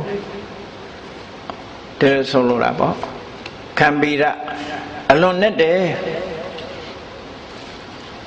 ဒုဒ္ဒသောနဲ့သည့်အတွက်ကြောင့်တာမန်အသိဉာဏ်နဲ့မမြင်နိုင်ဘူးဟောဒုရနုဘောတော့မသိနိုင်ဘူးထိုးဖောက်ပြီးတော့မြင်နိုင်စွာမရှိဘူးတန်တော်တရားကအမြဲတမ်းငြိမ်သက်တယ်ပဏိတအလွန်ပဲမွန်မြတ်တယ်အတ္တကဝါစရောတွေးတောကြံစီခြင်းဖြင့်ဒီတရားဓမ္မကိုနားလည်ဖို့မဖြစ်နိုင်ဘူးတနည်းအားဖြင့်ကျိုးကြောင်းဆင်ခြင်တဲ့ logic နည်းနဲ့ဒီတရားဆိုတာသိနိုင်တာမဟုတ်ဘူးဒီလိုဆိုလိုတယ်ပေါ့နိပုဏသိပြီးတော့သိမ်မွေလွန်းတယ်ပန္တိတဝေရဏိယတကယ်ပညာရှင်တွေမှသိနိုင်တယ်ဟောမြတ်စွာဘုရားသူသိခဲ့တဲ့သစ္စာ၄ပါးတရားနဲ့ပတ်သက်ပြီးတော့ငါသိတဲ့တရားဟာအလုံးကိုလေးနှစ်တဲ့တရားအလုံးကိုမြင်မှုခက်တဲ့တရားပညာရှိတဲ့ပုဂ္ဂိုလ်မှသာသိနိုင်တဲ့တရားဒါကိုစဉ်းစားတဲ့အခါအဲ့ဒီတရားတွေထဲမှာအဓိကအချက်ဘာတော့ဆိုရင်ပရိစ္ဆသမုပ္ပါဒ်နဲ့နိဗ္ဗာန်ပဲပရိစ္ဆသမုပ္ပါဒ်ဆိုတာအကြောင်းတရားကြောင့်အကျိုးဖြစ်နေတယ်ဆိုတဲ့သင်္ခါရတရားတွေရဲ့သဘာဝသင်္ခါရတရားတွေရဲ့သဘာဝကိုသိဖို့ဆိုတာအင်တမခဲနေဒါကြောင့်ဒါဖြစ်နေတယ်ဆိုတာဒါရှိနေလို့ဒါရှိနေရတယ်ဆိုတာသိဖို့အင်တမခဲနေဒါကြောင့်မို့တရားဓမ္မရဲ့နည်းနည်းမှုကိုဆင်ခြင်သုံးသပ်တဲ့အခါမှာဒုဋ္ဌတံဣဒံဌာနဟောဒီပရိစ္ဆသမုပ္ပါဒ်ဆိုတာသိဖို့အမှန်တမ်းနားလည်ဖို့ခက်တယ်နားလည်ဖို့အမှန်တမ်းခက်တယ်အကြောင်းရှိနေသမျှအကျိုးတရားတွေကိုထုတ်လုပ်နေဥမှာပဲအကျိုးတရားတွေဟာဖြစ်ပေါ်နေဥမှာပဲဆိုတဲ့ဒီပရိစ္ဆသမုပ္ပါဒ်ကိုသိဖို့အမှန်တမ်းခက်ရင်တယ်နောက်တစ်ခုကနိဗ္ဗာန်ဆိုတဲ့အသင်္ခတဓာတ်နိဗ္ဗာန်ဆိုတဲ့အသင်္ခတဓာတ်သဗ္ဗသင်္ခါရသမထသင်္ခါရတရားတွေအလုံးငြိမ်းသွားတယ်အကြောင်းကြောင့်ဖြစ်ပေါ်နေတဲ့အကျိုးတွေအကြောင်းနဲ့အကျိုးပူးပေါင်းထုတ်နေတဲ့အကြောင်းကြောင့်အကြောင်းကထုတ်လို့ဖြစ်ပေါ်နေတဲ့အကျိုးတရားတွေသင်္ခါရဆိုတဲ့သဘာဝတရားတွေဟာလုံးဝငြိမ်းသွားတယ်အဲ့ဒီငြိမ်းသွားတဲ့နိဗ္ဗာန်ဆိုတာကိုလေတရားဝါတွေသိမြင်ဖို့သဘောပေါက်ဖို့အမှန်တမ်းခက်တယ်ရသော်ဗျာသိတဲ့ထဲမှာကြည့်ဒီတရားနှစ်ခုသိဖို့အလွန်ခက်တယ်တ တရားရဲ့လေးနက်မှုကိုဆင်ញင်စဉ်းစားပြီးတော့တရားဝါတွေရဲ့အခြေအနေကိုအာယုံစိုက်လိုက်တဲ့အခါမှာတရားဝါတွေကိုကြည့်လိုက်မယ်ဆိုရင်တရားဝါတွေဟာနေ့စဉ်နဲ့အမျှလူသားတွေကြည့်ကြည့်ဘယ်တရားဝါတွေပဲကြည့်ကြည့်ဘာတွေရှားနေကြတော့ဘယ်ထဲမှာပြောနေကြတော့ဆိုမျက်စိနဲ့မြင်ရတဲ့အာယုန်တွေရှားနေကြတယ်နားနဲ့ကြားရတဲ့အသံတွေကိုရှားနေကြတယ်နှာခေါင်းနဲ့နမ်းရှူရတဲ့အနံ့တွေလျှာနဲ့လဲရတဲ့အရသာတွေခန္ဓာကိုယ်နဲ့ထိတွေ့ရတဲ့အထိတွေ့အာယုန်ဆိုတာတွေရှားနေတာအဲ့တော့ဆိုလိုတာကကာမဂုဏ်အာယုန်တွေကိုပဲရှားနေကြတယ်ဟုတ်မဟုတ်ကိုစဉ်းစားကြည့်ပါလူတွေကတော့ပြောလိုက်မယ်ကာမဂုဏ်အာယုန်ရှားတာမဟုတ်ပါဘူးစာဝတ်နေရေးအတွက်ပတ်စံရှားနေတာပါလို့ပြောမှာပဲเนาะနာမည်မျိုးမျိုးနဲ့ပြောရင်တော့ငွေရှားတယ်အလုပ်ရှားတယ်အဲ့ဒီငွေတို့အလုပ်တို့ဆိုတာဘာတွေတုံးလို့ဆိုကာမဂုဏ်အာယုန်နဲ့လွတ်တာရှိမှမရှိတာဟုတ်ဒါကြောင့်မို့လို့စိတ်နှလုံးကဘယ်ဘက်ကိုဥလဲနေတော့ဆိုမျက်စိနဲ့မြင်ရတဲ့အာယုန်နားနဲ့ကြားရတဲ့အာယုန်နှာခေါင်းနဲ့နမ်းရှူရတဲ့အာယုန်လျှာနဲ့လဲရတဲ့အာယုန်ခန္ဓာကိုယ်နဲ့ထိတွေ့ရတယ်ကာယနဲ့ထိတွေ့ရတဲ့အာယုန်အဲ့ဒီနှစ်ချိုက်เสียကောင်းတဲ့ကာမဂုဏ်အာယုန်တွေကိုသာရှားနေကြတယ်အဲ့ဓာတွေနဲ့ပဲပျော်မွေ့နေတယ်ဟောကာမဂုဏ်အာယုန်လွတ်ကင်းတဲ့ချမ်းသာဒုက္ခဆိုတာအိမ်မက်ထဲတောင်မမက်ဘူးတဲ့တရားဝါတွေအနေထားကြည့်လိုက်မယ်ဆိုအဲ့တော့တရားဓမ္မရဲ့လေးနက်မှုတရားဝါတွေရဲ့စိတ်ပြည့်เสียကောင်းလောက်အောင်ကာမဂုဏ်အာယုန်တွေထဲမှာစိတ်တွေနစ်မွန်းနေမှုအဲ့ဒီအခြေအနေနှစ်ခုကိုပေါင်းစပ်ကြည့်လိုက်တဲ့အခါမှာမြတ်စွာဘုရားရဲ့စိတ်တော်ဟာဘာဖြစ်သွားတော့ဒီတရားတွေဟောလို့တော့သိမယ်မထင်ပါဘူးလို့ဒါကသဘာဝပဲအလန်းသိပ်ကွာနေတဲ့အခါမှာအလန်းသိပ်ကွာနေလွန်းတဲ့အခါမှာတရားနာမဲ့ပုဂ္ဂိုလ်ရဲ့အနေထားကအလွန်နှိမ့်ကြပြီတရားကအလွန်မြင့်နေတယ်ငါပြောလဲနားလဲမှာမဟုတ်ပါဘူးဆိုတဲ့ဒီနှစ်ခုရှင်ဆက်ကြည့်လိုက်မယ်ဆိုရင်ဘယ်ပုဂ္ဂိုလ်ပဲဖြစ်ဖြစ်ဒီအတွေးပဲဝင်မှာပဲဒါသဘာဝပဲတချို့ကဒီနေရာမှာစောရကတက်တယ်ပါရမီဖြည့်လာကုန်ကြဲကိုကတတဝါတွေတရားဟောဖို့ဖြည့်လာတာမဟုတ်လားတဲ့ဘာဖြစ်လို့အခုလို့တရားဟောဖို့စိတ်ပြည့်ရတဲ့စကားမျိုးပြောရတယ်လေလို့ဆိုတော့ဒါစဉ်းစားလိုက်တဲ့အခါမှာဒီလိုအခြေအနေမျိုးဖြစ်နေတာဟုတ်ဒီလိုအခြေအနေမျိုးဖြစ်ရင်ဒီအတွေးပဲဝင်မှာပဲအဲ့တော့ဘုရားဟာမြတ်စွာဘုရားသခင်ကိုရောမြတ်ဟာတရားရဲ့လေးနက်မှုနဲ့တရားဝါတွေရဲ့စိတ်ပြည့်ဖွယ်ကောင်းလောက်အောင်ကာမဂုဏ်အာယုန်တွေထဲမှာနစ်မွန်းနေမှုဒီနှစ်ခုပေါင်းစပ်လို့မရနိုင်လောက်အောင်အခြေအနေမြင်လို့တရားဟောလဲနားလဲကြမှာမဟုတ်ပါဘူးလို့ဆိုတဲ့အတွေးလေးဖြစ်တာပါအဲ့ဒီဖြစ်တဲ့အချိန်မှာမြတ်စွာဘုရားရဲ့အခြေအနေကိုအမြဲတမ်းစက္ကန့်မလတ်မိနစ်မလတ်စောင့်ကြည့်နေတဲ့တဟန်ပတိပြမကြီးကနော်တဟန်ပတိပြမကြီးကစိတ်ထဲမှာစိတ်ပြည့်ဖွယ်ကောင်းတဲ့အခြေအနေမျိုးကြီးဖြစ်မှာလို့စိုးရိမ်တကြီးနဲ့ဆင်းလာပြီးတော့မြတ်စွာဘုရားကိုတရားဟောဖို့ဆိုတာတောင်းပန်တယ်ပေါ့တကယ်ကတော့မြတ်စွာဘုရားကတရားဝါတွေထဲမှာတရားသိမဲ့ပုဂ္ဂိုလ်ရှိမရှိဆိုတာကြည့်ကိုမကြည့်သေးဘူးမြတ်စွာဘုရားစဉ်းစားနေတာကတရားဓမ္မအနေထားနဲ့တရားဝါအများစုရဲ့အနေထားဒီနှစ်ခုပဲနှိုင်းယှဉ်ကြည့်နေတာဟုတ်အဲ့ဒီမှာသာအဋ္ဌိပြမကြီးကလာပြီးတော့တောင်းပန်လိုက်တယ်တောင်းပန်နေဆိုတဲ့နေရာမှာသူတို့တုတ်တန်နေမှာခုပါတရာတိတုတ်လို့လည်းခေါ်တယ်အရိယပရိယေသနတုတ်လို့လည်းခေါ်တယ်အဲ့ဒီတုတ်တန်နေမှာပြမကြီးကတရားဟောဖို့တောင်းပန်တာဆိုတာတစ်ချိန်ပဲပါတယ်ဝိနည်း၅ချမ်းထဲမှာပါတဲ့မဟာဝက်ကပါဠိမှာကြတော့၃ချိန်တောင်းပန်တယ်လို့ဆိုတာအဲ့တော့ဘ ယ်ဟာကပိုတဘာဝကြမလဲလို့စဉ်းစားမိတာကတော့နော်အကြောင်းတွေတော့ရှိကြတာပေါ့လေစဉ်းစားမိတာတော့တစ်ချိန်နဲ့တောင်းပန်နေဆိုတာကတော့ပိုတဘာဝကြတယ်လို့ယူဆတာဘာဖြစ်လို့တော့ဆိုမြတ်စွာဘုရားကတရားဟောလို့ဖြစ်မဲ့မထင်ပါဘူးလို့တွေးတဲ့အချိန်ပိုင်းလေးကအမတမတ်တို့တောင်းတဲ့အချိန်လေးလို့အဲ့ဒီအချိန်လေးမှာအာဟမတိပြမကနေတောင်းပန်တာကိုမြတ်စွာဘုရားကိုယ်တိုင်ကမသိတာမှမဟုတ်တာကိုအဲ့တော့မြတ်စွာဘုရားကိုယ်တိုင်ကအာဟမတိပြမကြီးကိုပြောပြလိုက်တယ်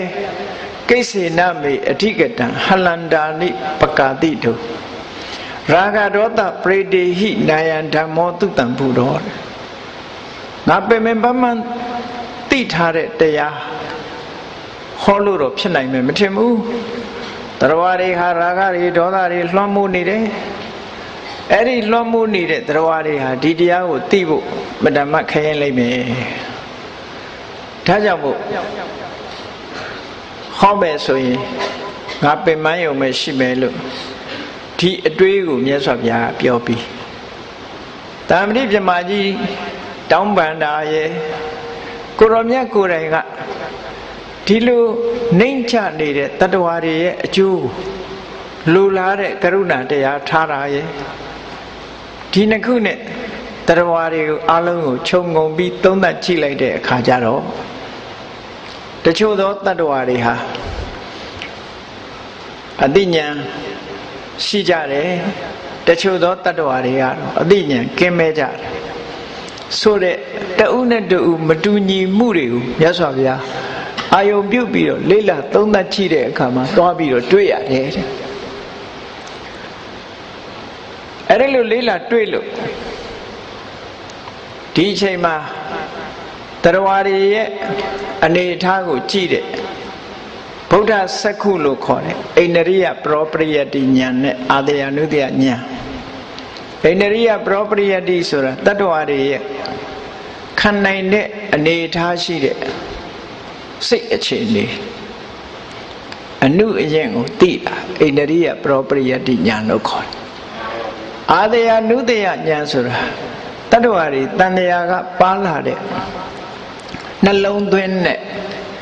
တန်တရားကပါလာတဲ့စိတ်ရဲ့အနေအထားတွေကိုမြတ်စွာဘုရားဆင်ញင်သုံးသပ်ကြည့်တာဆင်ញင်သုံးသပ်ကြည့်ပြီးတော့တရားဟောလို့နားလည်နိုင်တဲ့တ attva တွေဘဝိတန္တိဓမ္မတအညာတာရောတရားကိုသိနိုင်လောက်တဲ့အရေးချင်းရှိတဲ့ပုဂ္ဂိုလ်တွေရှိတယ်ဆိုတာကိုယ်တိုင်သိမြင်တော်မူလာတယ်ပေါ့အကယ်၍မနာရဘူးဆိုရင်တ attva တွေဟာဆုပ်ယုပ်သွားကြလိမ့်မယ်ကိုယ်တိုင်သိတဲ့အတိုင်းမြတ်စွာဘုရားမိမိခဲခဲရင်ရင်ပင်ပင်ပန်းပန်းရှားကြံထားလို့သိလာတဲ့အဓိကသစ္စာ၄ပါးတရားကိုဘယ်သူကိုဟောရမလဲလို့ဆင်ញင်သုံးသပ်ပြီးတော့ကြည့်တဲ့အခါမှာတပ္ပထချက်စဉ်ကျင့်တော့ကသူကိုယ်တိုင်နီးခံခဲ့တဲ့အာလာရကာလမဆိုတဲ့ဆရာကြီးကိုသွားတတိရတယ်သွားတတိယပြီအာလာရကာလမဆိုတဲ့ဆရာကြီးကအဓမ္မဉာဏ်တက်တယ်စိတ်သဘောထားလည်းကောင်းတယ်သူ့ကိုဒီတရားပြောပြလိုက်ရင်သူအလွယ်တကူနားလည်မှာပဲလို့ဆိုတဲ့အချိန်မှာပဲရသော်ဘုရားရဲ့နားထဲမှာကြားလာတာအာလာရကာလမမရှိတော့ဘူးတဲ့9ရက်လောက်ကနေဆုံးသွားပြီဆိုတဲ့အတန်တစ်ခုကြားလိုက်တယ်ကိုယ်တိုင်လည်းဆင်ញင်စဉ်းစားကြည့်ပြီးအာလာရကာလမအခြေအနေကိုကြည့်လိုက်တဲ့အခါအော်မရှိတော့ဘူး9ရက်လောက်ကဆုံးသွားပြီဆိုတာသိလိုက်တယ်ပေါ့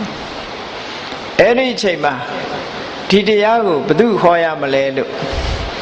နောက်ထပ်ကြည့်တော့ဥဒကရာမဗုဒ္ဓဆိုတဲ့ဆရာကြီးလည်းစိတ်တော်ထားလည်းအမတန်ကောင်းတဲ့အသိဉာဏ်လည်းထက်တယ်သူ့ကိုဟောရင်တော့မြန်မြန်သိမှာပဲလို့အာယုံဆိုင်လိုက်တဲ့အချိန်လေးမှာဥဒကရာမဗုဒ္ဓဆရာကြီးကိုနေညကကွယ်လွန်သွားပြီတဲ့ဆိုတဲ့အတန်ကြားလာတော့ကိုယ်တိုင်လည်းကြည့်လိုက်တဲ့အခါဟုတ်တယ်ဥဒကမရှိတော့ဘူးဆိုတော့မြတ်စွာဘုရားအတော်ကိုဆုံးရှုံးနစ်နာသွားကြပြီစိတ်ထဲမှာဒီလိုဖြစ်ပြီးဘု து ကိုအရင်တရားဟောရမလဲလို့ဆိုတော့ ဒုက္ခရစရိယာကျင့်နေတဲ့အချိန်ဥရဝေလာတောမှာဒုက္ခရစရိယာကျင့်နေတဲ့အချိန်မှာအနိပါကနေအကူအညီပေးအားပေးနေကြတယ်ပစ္စဝဂ္ဂီတွေဟာဒီပစ္စဝဂ္ဂီတွေဟာငါ့ပေါ်မှာကျေးဇူးရှိကြတယ်ဒီနေရာမှာမြတ်စွာဘုရားကသူ့ပေါ်မှာကျေးဇူးရှိလို့တရားဟောတာတော့မဟုတ်ဘူးကျေးဇူးရှိတဲ့ပုဂ္ဂိုလ်ကိုယ့်ပေါ်မှာကျေးဇူးပြုဘူးတဲ့ပုဂ္ဂိုလ်ကိုတတိရတယ်ဆိုတာသူတော်ကောင်းတို့ရဲ့သဘောမျှတာဖြစ်တယ်ပေါ့ငါပေါ်ကျေးဇူးရှိရင်ဟောမယ်ငါပေါ်ကျေးဇူးမရှိရင်မဟောဘူးဆိုတဲ့အနေအထားမျိုးမဟုတ်ဘူးနော်ဟောပင်စဝဂ္ဂီတွေတစ်ချိန်လုံးကငါ့ပေါ်မှာကျေးဇူးရှိခဲ့ကြတယ်ဆိုတာကိုပင်စဝဂ္ဂီတွေဘယ်ရောက်နေပါလဲလို့ကြည့်တော့ပင်စဝဂ္ဂီတွေဟာဣတိပတနာပဲထွက်သွားကြပြီဗာရဏသီဘက်ကဣတိပတနာတောထဲမှာနေထိုင်နေကြတယ်ဆိုတာကိုမြင်တော့ပင်စဝဂ္ဂီတွေကိုပဲငါတရားဥဟောမယ်လို့ဥရဝေလာတောမှာရက်အနည်းငယ်နေထိုင်ပြီးဘုရားအလောင်းတော်ဟာရက်အားဖြင့်ပြောမယ်ဆိုလို့ရှိရင်တော့ဝါဆိုလာဇန်9ရက်လောက်မှာစတင်ပြီးတော့ဗာရဏသီပြည်ဘက်ကိုခီးထွက်တယ်ကုန်းကြောင်းလျှောက်ပြီးတော့သွားတာ18ယူဇနာဝေးกว่าတဲ့ဗာရဏသီဘက်ကိုကုန်းကြောင်းခရီးနဲ့ကြွသွားတာလမ်းမှာဘယ်သူနဲ့တွေ့တော့ဆိုရင်ဥပကဆိုတဲ့အာဇီဝကကြီးတူနဲ့တွေ့တယ်ဥပကဆိုတဲ့အာဇီဝကဆိုတာအဝတ်မဝတ်ကြဘူးမုတ်စိတ်မွေးတွေထူလပြစ်နဲ့နော်ညစ်ညစ်ပတ်ပတ်နေတဲ့ခန္ဓာကိုယ်သုတ်တင်ခြင်းမရှိတဲ့ဖြစ်တယ်လို့နေပြီးတော့နေကြတဲ့တက္ကရုံးအကျင့်ကိုကျင့်တဲ့ဥပကနဲ့တွေ့ရင်ဆိုင်တွေ့တဲ့အခါမှာဥပကကကြည့်ပြီးတော့မြတ်စွာဘုရားကိုမြင်တဲ့အခါအဲ့ဒီအချိန်မှာတန်တော်က35နှစ်ဆိုတော့အမှန်တမ်းငယ်သေးတာဟုတ်ငယ်သေးတော့ရုပ်ရည်ကလည်းမတမချောအသက်အရွယ်ကလည်းနုနယ်ငယ်ရွယ်အဲ့ဒါကိုမြင်ရတဲ့အခါကျတော့သူစိတ်ထဲမှာထူးဆန်းတယ်ဘယ်သူကိုဆရာတင်ပြီးတော့ရဟန်းဘဝရောက်လာတာလဲသင်ဆရာဘယ်သူလဲစတဲ့မေးခွန်းတွေကိုမေးတဲ့အခါကျတော့မြတ်စွာဘုရားကပြောတော့ဆိုနမေအာစရိယောအဋ္ဌိငါမှဆရာမရှိဘူးဆရာမရှိဘူးဆိုတာဘာကိုပြောတာတော့ဝိပဿနာကျင့်စဉ်နဲ့ပတ်သက်ပြီးဆရာမရှိဘူးအခုသိတဲ့တရားဟာဘယ်သူမှလမ်းပြတာမဟုတ်ဘူးကိုယ်ပိုင်ဉာဏ်နဲ့သိတာသာဖြစ်တယ်ပေါ့ဒါကြောင့်မို့လောကုတ္တရာတရားနဲ့ပတ်သက်လာတဲ့အခါမှာဘုရားကငါမှဆရာမရှိဘူးဆိုပြီးတော့ပြောလိုက်တဲ့အခါမှာဥပကကြီးကအံ့ဩပြီးတော့ဒီလိုဆိုလို့ရှိရင်ဇိနလို့ခေါ်ထိုက်သလားသူတို့ကအရာခသိန်းကိုအောင်မြင်တဲ့ပုဂ္ဂိုလ်ကိုဇိနသူတို့အတန်နဲ့ကြတော့ဂျိနလို့ခေါ်တယ်အခုဂျိန်းဆိုတာအဲ့ဒီကလာတဲ့စကားပေါ့နော်ဂျိနအောင်မြင်သူလို့ဆိုတော့မြတ်စွာဘုရားကတုံ့ပြန်ပြီးတော့ပြောကြတယ်ဟုတ်တယ်မကောင်းမှုအကုသိုလ်မှန်သမျှငါအောင်မြင်ပြီးသားဖြစ်တယ်ဒါကြောင့်မို့ငါဟာဇိနအစစ်ပဲလို့တုံ့ပြန်ပြောဆိုလိုက်တဲ့အခါဥပကကြီးကသဘောကျသွားတယ်ငယ်လဲငယ်တယ်စကားပြောတာလဲရင်ကျေးတယ်ပြတ်သားတယ်မျက်နှာအဆင်းကလည်းရွှင်လန်းတယ်ကြည်လင်တယ်ဒီပုဂ္ဂိုလ်ဟာပုဂ္ဂိုလ်လူပုဂ္ဂိုလ်မြတ်ဖယ်လို့ဆိုပြီးတော့လမ်းဖယ်ပေးသွားတယ်သူကအသက်ကြီးပေမဲ့လို့လမ်းဖယ်ပေးပြီးတော့သွားတယ်အဲ့တော့ရသော်ဘုရားကလည်းရှေ့ဆက်ပြီးတော့ကုန်းကြောင်းခရီးလျှောက်လန်းပြီးတော့သွားတာဒါပထမဆုံးတရားဓမ္မကိုဖြန့်ဖြူးဖို့ကိုယ်တိုင်ခဲခဲရင်းနဲ့ရှားပွေလို့သိလာတဲ့တရားဓမ္မကိုရှေးဥစွာဖြန့်ဖြူးဖို့ပထမဆုံးခရီးထွက်လာခြင်းပဲဖြစ်တယ်ပေါ့အဲ့ဒါလို့ခရီးထွက်တဲ့အခါကျတော့ ဗာရဏသီပြည်ဣတိပတနာတောကိုဝါဆိုလပြည့်နေ့အချိန်မှာဝါဆိုလပြည့်နေ့အချိန်မှာညနေဆောင်ရောက်သွားတယ်ပေါ့နေမဝင်ခင်ရောက်သွားတယ်ရောက်သွားတော့ပိဿဝဂ္ဂိတွေကခလန်းလန်းကလေးကမြတ်စွာဘုရားကြွလာတာကိုမြင်ကြတယ်မြင်ကြတော့ဟိုမှာရဟန်းဂေါရမတော့လာနေပြီအကျင့်ကနေထွက်ပြီးတော့နော်ပေါ်ပေါ်ရောရောနဲ့ဟိုသွားဒီသွားနေတယ်အဲ့တော့အခုတို့စီရောက်လာပြီလာတဲ့အခါကျတော့ဘယ်သူမှခရီးဥကျုံမဆိုနဲ့သူ့ထဲမှာပါတဲ့တပိတ်သင်္ကန်းကိုဘယ်သူမှမယူကြနဲ့သို့တော့နေရာထိုင်ခင်းလေးတော့ပေးထားထိုင်ရင်ထိုင်လိုက်ပဲဘယ်သူမှခရီးဥကျုံမဆိုနဲ့လို့ဆိုပြီးတော့တိုင်ပင်ကြတာဘာဖြစ်လို့ဒီလိုလှုပ်တာတော့ဆိုဖယားလောင်းဘဝတုန်းကအလွန်မြွန်လင်းချက်ကြီးစွာ6နှစ်နိဗ္ဗာန်ကအနိနာမှာနေခဲ့ကြတာဆိုအဲ့ဒီမှာဒုက္ခရစရိယာအကျင့်ကိုလက်လျှော့သွားကြတဲ့ကသူတို့ကစိတ်ပြက်သွားကြတယ်စိတ်ပြက်သွားပြီးတော့အထင်လွဲသွားတယ်အဲ့ဒါကြောင့်မို့လို့မြတ်စွာဘုရားကြွလာတဲ့အခါကျခီးဥကျူမဆိုကြဘူးမဆိုကြနဲ့လို့ဆိုပြီးတော့ဂတိကဝတ်လုပ်ကြတယ်အနိနာလည်းရောက်လာရောမနေနိုင်ဘူးတဲ့ဘာဖြစ်လို့မနေနိုင်တာတော့လို့ဆိုတော့သူတို့လည်းကပိလဝတ်သားတွေပဲလေမြတ်စွာဘုရားငယ်စဉ်တုန်းကတည်းကဘုရားကမင်းသားသူတို့ကဘုရင်ကိုမိကိုပြီးအသက်မွေးရတဲ့ပုံနာတွေကိုအဲ့တော့မင်းသားလာတယ်ဆိုတော့မနေရဘူးပေါ့ဒါလည်းပါမှာပေါ့မြတ်စွာဘုရားရုပ်အစင်းအင်္ဂါရဲ့ကြည်လင်မှုမျက်နှာရဲ့တည်ငြိမ်အေးချမ်းမှုတွေကိုမြင်လိုက်ရတဲ့အခါမှာမနေနိုင်ကြဘူးခီးဥကျိုဆိုတဲ့ကိုရောဆိုနော်ပါလာတဲ့တပိတ်ကိုလှမ်းယူတဲ့ပုဂ္ဂိုလ်ကယူအဲ့ဒါလို့နေရာထိုင်ခင်းပြီးမြတ်စွာဘုရားထိုင်ပြီးတဲ့အခါကျတော့မြတ်စွာဘုရားကပိဿဝဂ္ဂိတွေကိုစပြောတယ်ငါထူးခြားတဲ့တရားဓမ္မကိုရလာပြီငါနားထောင်냐ငါပြောတဲ့အတိုင်းလိုက်နာကျင့်သုံးမယ်ဆိုရင်မင်းတို့မကြခင်ပဲဗြဟ္မစရိယကျင့်စဉ်တစ်ခုရဲ့အဆုံးသတ်ရတ္တမေရတ္တဖို့ဆိုတာကိုယ်တိုင်သိရှိလက်တွေ့ရရှိကြမှာဖြစ်တယ်လို့ဆိုတော့လက်မခံဘူးမြတ်စွာဘုရားကိုဓာန်တုဆက်ဆံပြီးတော့စကားပြောကြတယ်အာဟုသောဂေါရမငါရှင်ဂေါရမမိတ်ဆွေဂေါရမဒီလိုစကားလုံးနဲ့သုံးတယ်ဆရာအနေနဲ့ဆက်ဆံပြောဆိုခြင်းမရှိဘူးဓာန်တုအနေနဲ့ဆက်ဆံပြီးတော့ပြောကြတယ်ဘယ်လိုပြောတော့ဆိုဒါကငါရှင်ဂေါရမမဖြစ်နိုင်ပါဘူးတဲ့ဟိုတုန်းကအကြီးအကျယ်ပြင်းပြင်းထန်ထန်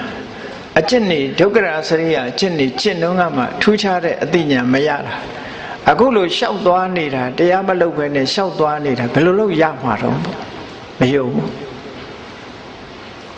အဲ့ဒီမယုံတဲ့ပုဂ္ဂိုလ်တွေကိုစီယုံရတယ်ဆိုတာလွယ်တာမှမဟုတ်တာတရားဆိုတဲ့ယုံကြည်မှုကအမှန်တမ်းအရေးကြီးတယ်မယုံဘူးလက်မခံဘူးအသိဉာဏ်ရလာတယ်ဆိုတာလက်မခံသေးသမျှကာလပတ်လုံးနားထောင်မှာမဟုတ်ဘူးအဲ့တော့မြတ်စွာဘုရားကတစ်ချိန်မဟုတ်ဘူးနှစ်ချိန်သုံးချိန်ထိအောင်ပြောတာကိုပဲသူတို့လက်မခံကြဘူးနောက်ဆုံးကြတော့မြတ်စွာဘုရားကသူတို့ကိုမေးခွန်းထုတ်လိုက်တယ်နေပါအောင်နဲ့6နှစ်ဒုက္ခရစရိယာကျင့်နေတော့ငါတရားဓုရပြီလို့ဘယ်နှခါများပြောဘူးလေလို့ဆိုတော့အဲ့ဒီကြတော့မှသူတို့စဉ်းစားမိတာဟုတ်သားပဲတို့ကိုအားပေးတဲ့အနေနဲ့စိတ်အားမလျှော့ကြနဲ့ငါရတော့မှလို့တခါမှပြောဘူးတဲ့မြတ်စွာဘုရားဘယ်တော့မှသူတို့ကိုအားပေးစကားပြောခဲ့တာမရှိဘူးအခုသူတကယ်ရလို့ပြောတာပဲလို့ဆိုပြီးတော့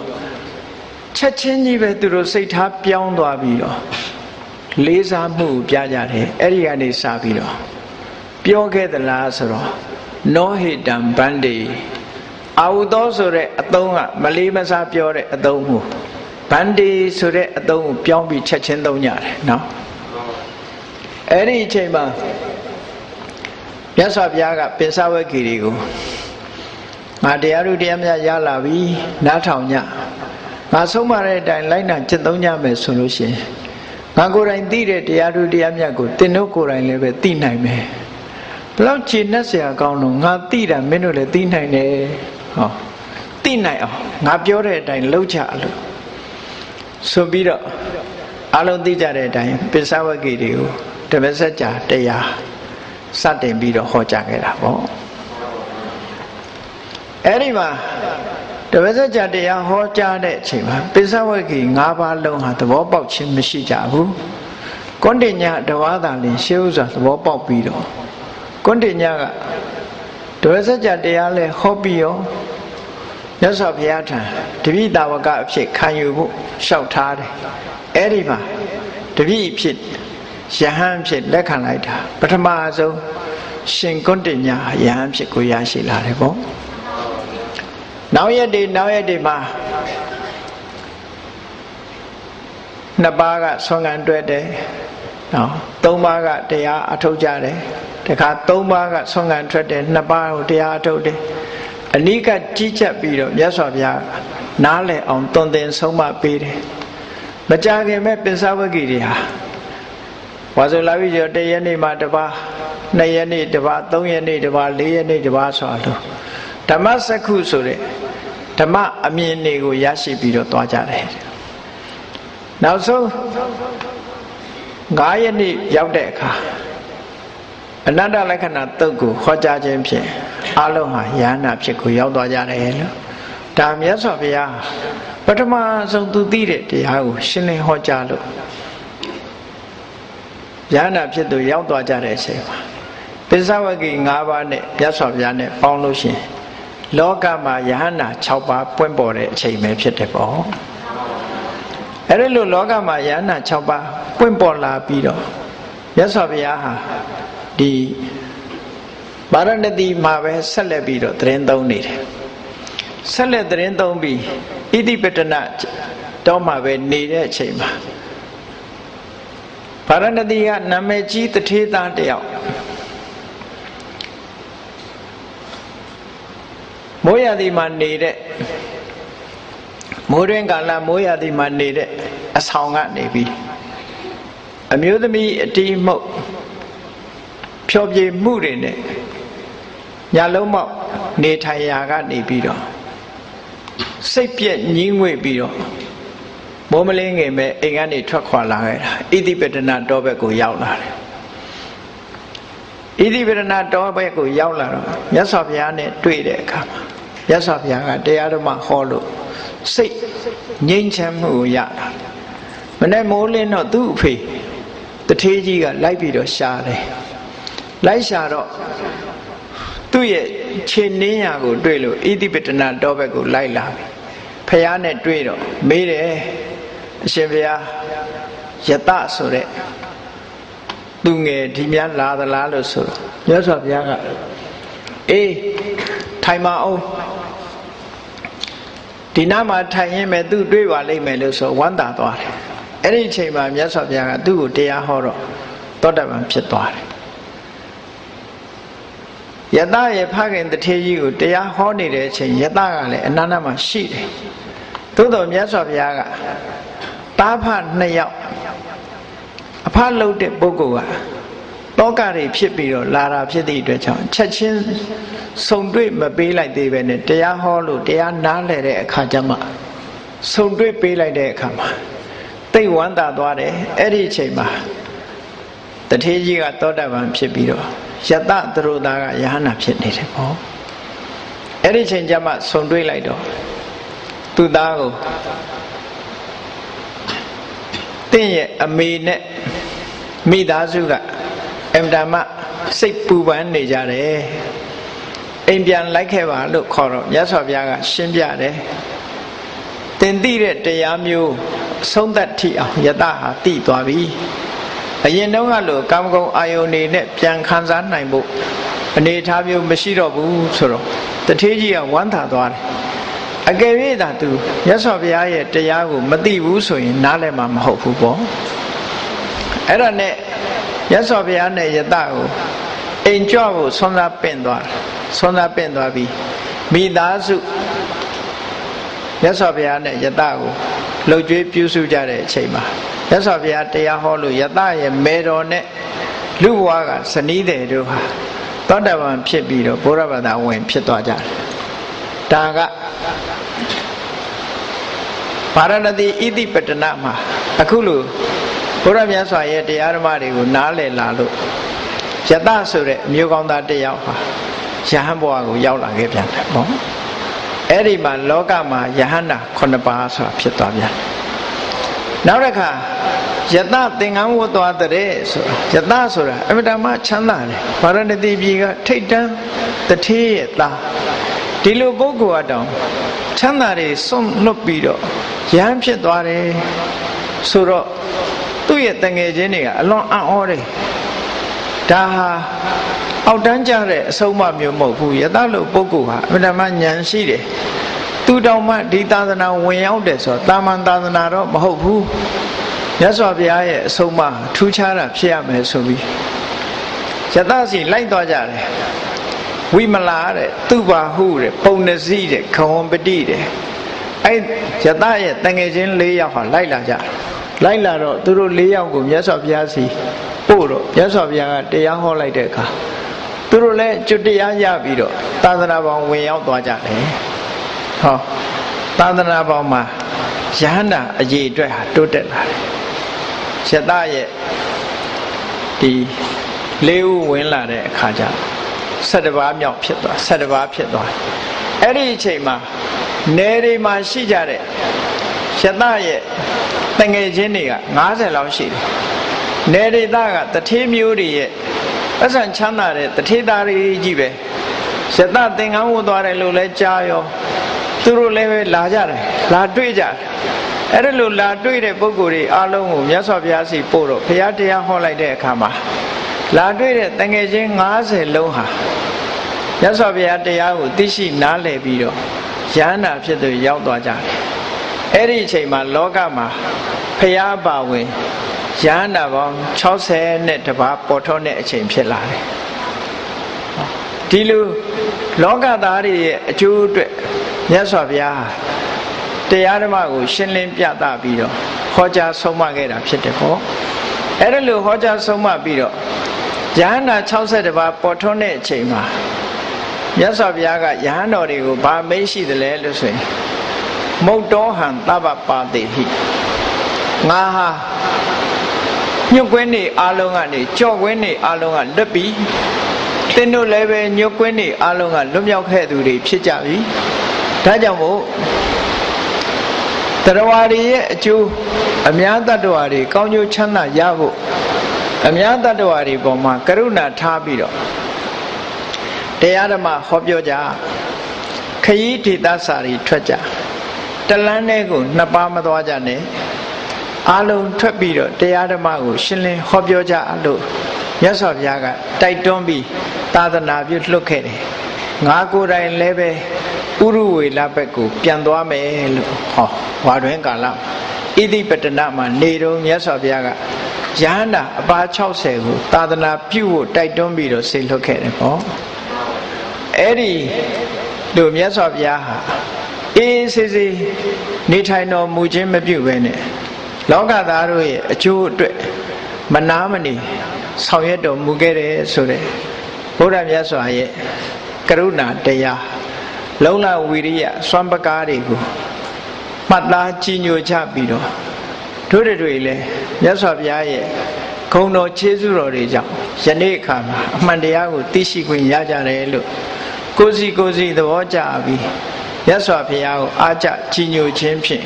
ကုသိုလ်တရားဖြစ်ပွားအောင်ကြိုးစားအားထုတ်နိုင်ကြပါစေကုန်သတည်း